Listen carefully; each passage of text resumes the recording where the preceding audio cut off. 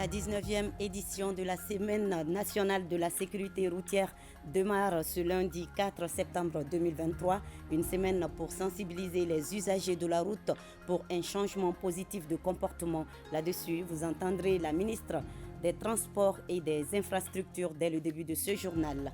Et en fin d'édition, nous irons à la rencontre de Souleymane Traoré dit Nebasolo, un artiste de renom qui est un pur produit des semaines communales, locales et régionales qui débouchent sur la biennale. Sa première participation à cet événement culturel remonte à 1988. Nous verrons tout cela avec une équipe de ORTM Sikasso conduite par Sekou Konati. Madame, Monsieur, bonjour et soyez les bienvenus dans ce 13h. C'est parti depuis ce matin pour une semaine d'information et de sensibilisation des usagers de la route pour un changement positif de comportement.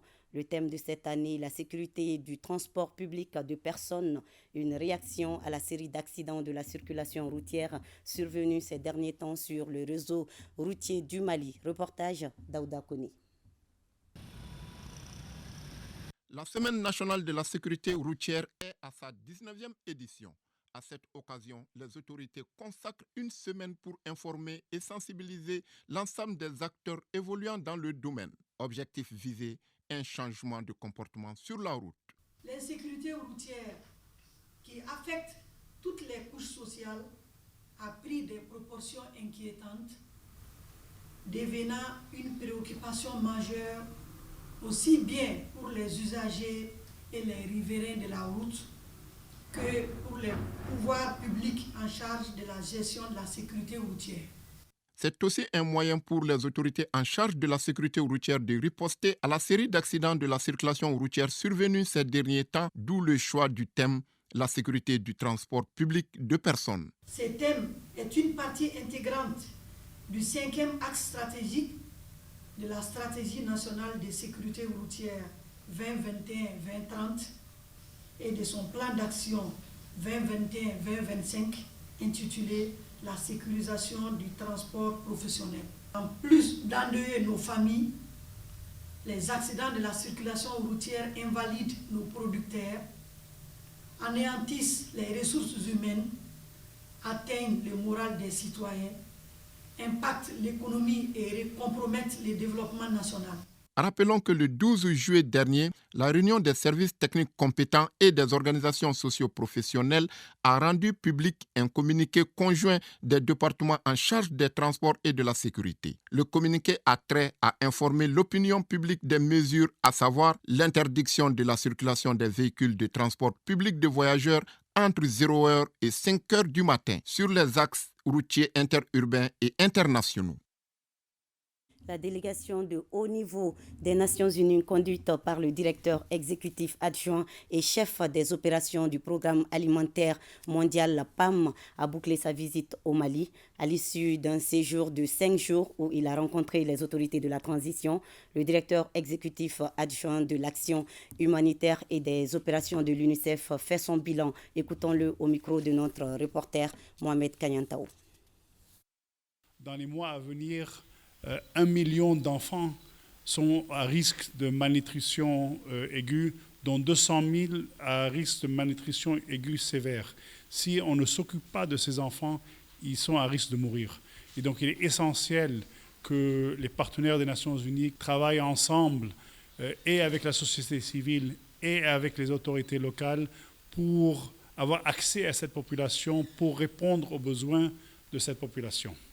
J'étais à Gao, on est allé dans un site de déplacés internes qui s'appelle Bawa, où il y a 3000 personnes déplacées, et j'ai vu l'importance de pouvoir continuer à avoir accès à cette population. On espère, avec la nouvelle année scolaire, mettre en place une école là-bas pour qu'ils aient accès à l'éducation, bien sûr en comptant sur l'État pour qu'ils amènent les enseignants. Nous allons aussi continuer à faire le plaidoyer pour que le Mali ne soit pas oublié.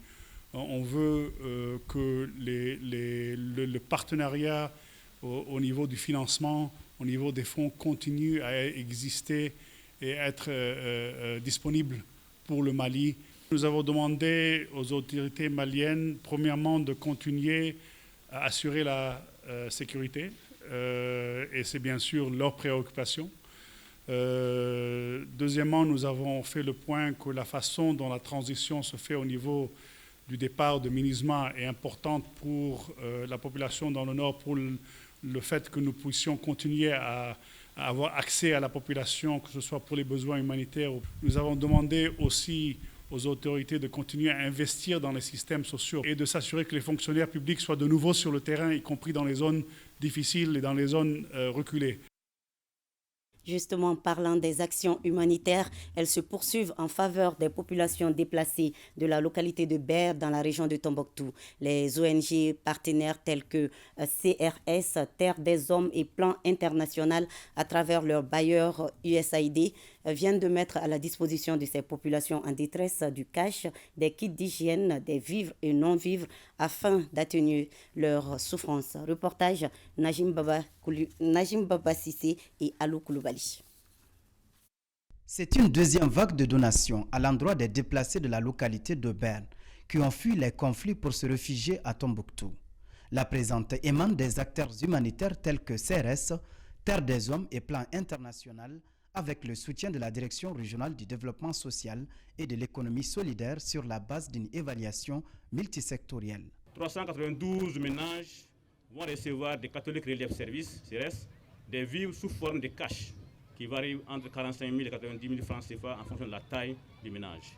Des kits abris, kits ménage, kits wash. 133 enfants vont recevoir des terres des hommes, des kits vestimentaires, des kits hygiéniques. 14 enfants ont été identifiés qui sont séparés de leurs parents, mais qui ont été reçus dans des familles d'accueil. Et ces familles d'accueil vont recevoir aussi des appuis en vivres et en espèces. Nous saisissons cette occasion pour féliciter OCHA pour la bonne coordination, mais également la Direction régionale du développement social pour son rapport préliminaire qui a permis aux acteurs humanitaires de pouvoir avancer. Et toute notre solidarité envers les personnes déplacées et leurs familles qui traversent une période très difficile en ce moment. Chacun des ménages identifiés reçoit un lot de kits d'ustensiles de cuisine, des kits d'hygiène, une enveloppe symbolique et une carte biométrique de bénéficiaire. Pour vous qui nous ont épaulés, tout ça sans fléchir. Cher magnanime directeur de cabinet, braves forces de l'ordre, accueillantes autorités communales, les déplacés des Bers ne peuvent vous dire qu'ils sont restaurés. Merci beaucoup.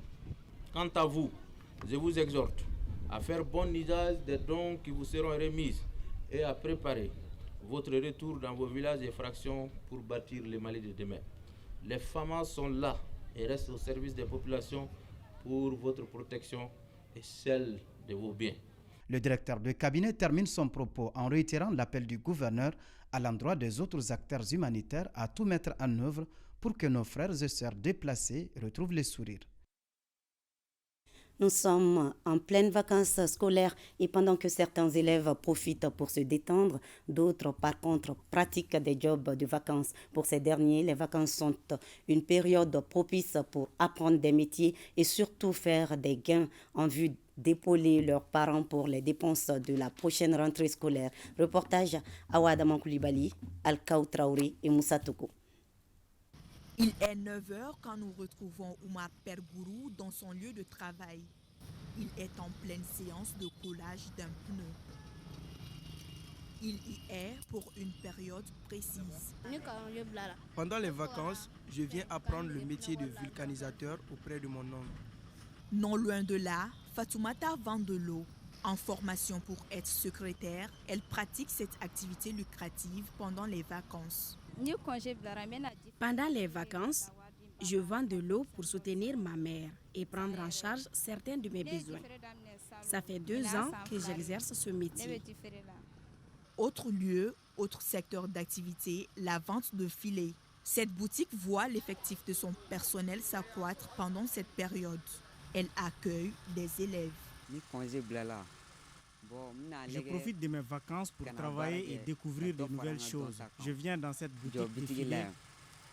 Pendant les vacances, j'accompagne mes frères dans la boutique de filets pour apprendre ce métier. De passage à Bamako, Boubacar Sanga a opté également pour la boutique de filets pour être actif. Je suis à Sigasso. Pendant les vacances, je viens ici. Bon, on est là, si les clients viennent et achètent leur matériel et on le met dans un sac et on les donne. Quant à l'argent perçu pendant cette période d'exercice, ils ont une idée claire de son utilisation. Soutenir leur famille est en tête de liste. L'argent que je gagne, je le remets à ma maman pour l'achat de mes fournitures scolaires. Ce que je gagne comme argent, je les ramène à la maison. Cela permet de réduire les dépenses des parents. L'argent que je gagne, j'achète les choses de l'école, cahiers, bics, nourriture, tout ça.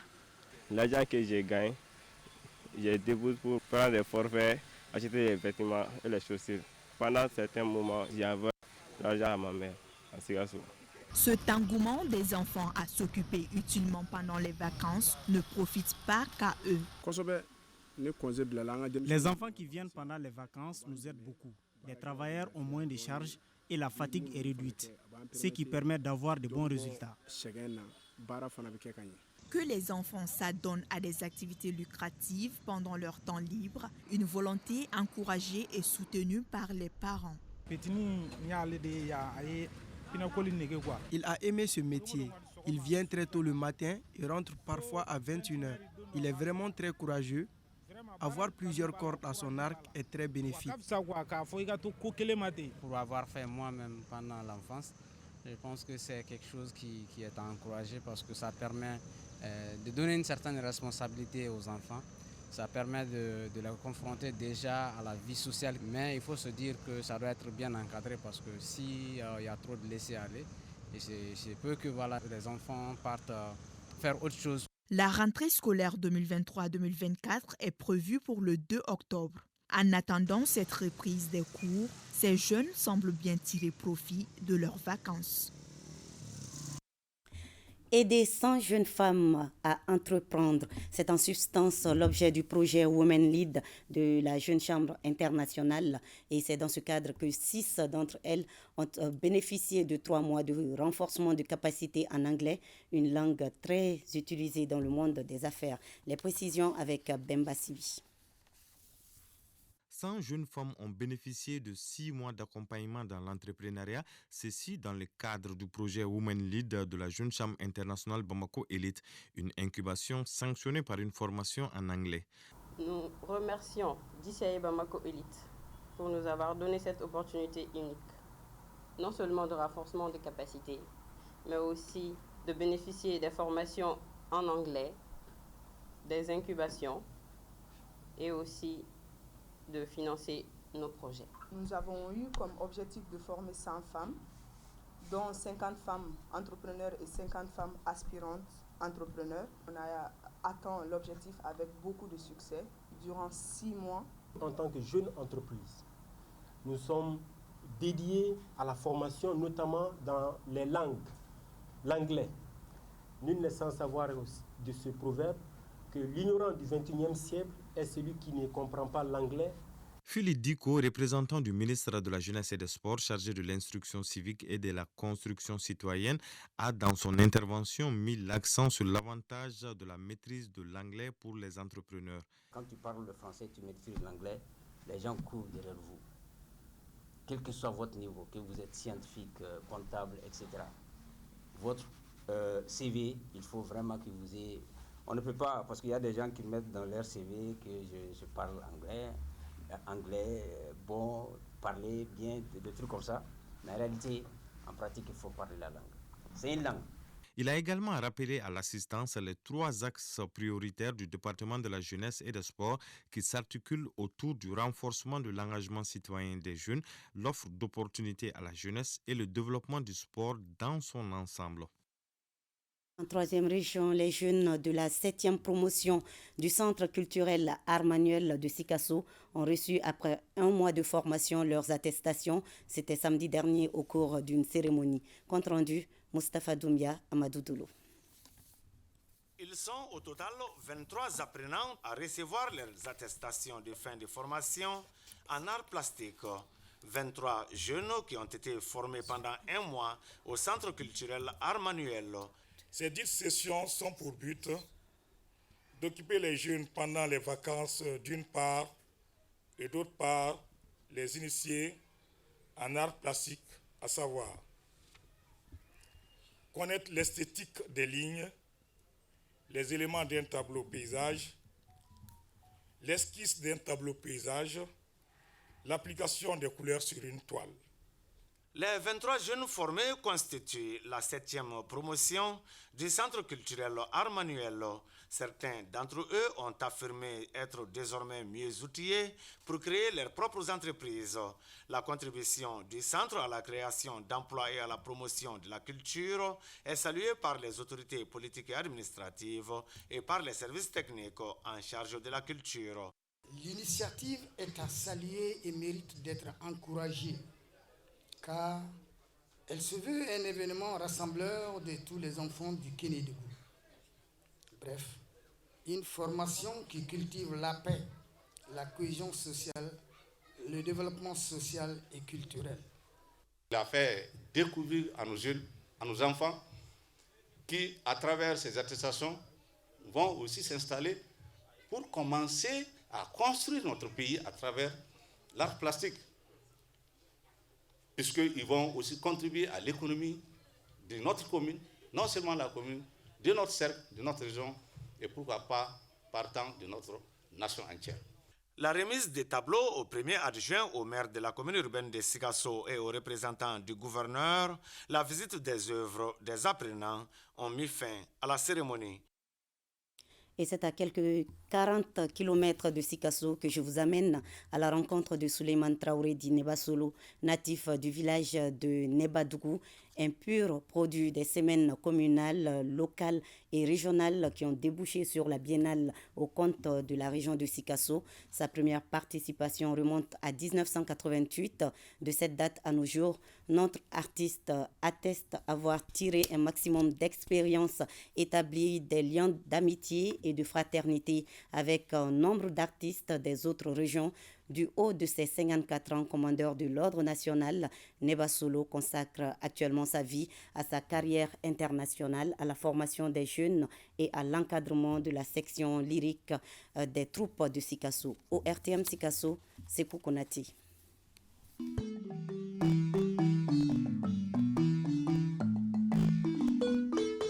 Ne Souleymane Traoré, bébé ndoni Nebasolo de Kabon Nebadougou. Nebadougou be Sikasso fait. Cette virtuose du balafon, connue aujourd'hui de par le monde, est un pur produit des biennales artistiques et culturels du Mali. Natif de Nebadougou à 40 km de Sikasso, il a gravé les échelons des semaines locales et régionales pour se hisser au sommet de son art à travers des biennales. Et les biennales, il en a connu. Biennale d'Amna 88. On a Blabila. Caman kɛra an b'a daminɛ an ka village la o kɔfɛ an bɛna fara ɲɔgɔn kan an ka arrondissement na donc o bɛ wolomali kɛ yen nɔ ka sɔrɔ ka ta ka na semaine locale ni fɛnw na bon ne y'o caman de kɛ ka sɔrɔ ne ma taa biennale la donc ka tagali yɛrɛ daminɛ biennale la o de kɛra 88 ye. De ces biennales, Nebasolo a tiré de grandes expériences. Digne successeur de Dougakoro Diarra dans le dispositif lyrique de la troupe régionale de Sikasso, notre artiste qui de nos jours est une fierté nationale retient beaucoup. Mali yɛrɛ are yɛrɛ sinsinbere belebeleba dɔ ye biennale ka da kan ne ni ɲɔgɔnna caman de bɛ yen nɔ an bɛ y'a ɲɛ sɔrɔ biennale a sababu ye. Tiɲɛ don ne ye n ka taabolo yɛlɛma balanko la a kɛra sababu ye ka tɔgɔ di ne ma. Mais fɛn jumɛn nana ka na ne ka dɔnniya tɔ sinsin ka ne ka ɲɛtaga tɔ sinsin o kɛra biennale ko ye. Bari e ni mɔgɔ bɛ ɲɔgɔn sɔrɔ baara kɔnɔna na minnu ka dɔnta b'i ta ɲɛ olu bɛ hakilina minnu d'i ma u bɛ dɔnniya minnu d'i ma u bɛ dɔ fara i ta kan. Donc biennale ye dɔnniya sɔrɔ kɛnɛ de ye. Hadamadenya sɔrɔ kɛnɛ don wa ɲɔgɔn dɔn fɛnɛ kɛnɛ de don. Toujours sur la scène des biennales, mais désormais en qualité d'arrangeur et metteur en scène des solos de chant et ensemble instrumental de la troupe de Sikasso, l'artiste a un message fort. Ne bɛ biennale dɔn kɔrɔlen cogoya min na fɛn min y'a diɲɛ o de ye n'a bɛ se ka daminɛ n'u ka cɛsiri bɛ se ka to sababu a ka se ka daminɛ fo village la i komi n'a fɔ a tun bɛ daminɛ cogoya min na o de b'a to an bɛ an ka fɛn original yɛrɛ sɔrɔ de ka sɔrɔ ka bolo don a kɔrɔ k'a baara ka bɛn ni waati cogoya ye bon o ye n ka faamuyali ye ka biennale organisation daminɛ duguba kɔnɔ ten o kɔni a b'an ka hakilina yɛrɛ biennale hakilina yɛrɛ jɛ dɔɔni o kɔni ye n ka faamuyali ye. Du haut de ses 54 ans, l'homme continue de soulever les publics tant au plan national qu'à l'international. Et vous pourrez suivre tout à l'heure à partir de 14h la prestation de la troupe de Sikasso lors de la Biennale artistique et culturelle Mopti 2023. C'est la fin de cette édition. Merci à vous de l'avoir suivi. À 20h, vous serez en compagnie de Fousseini Tungara. Bel après-midi à vous et à demain 13h, Inch'Allah.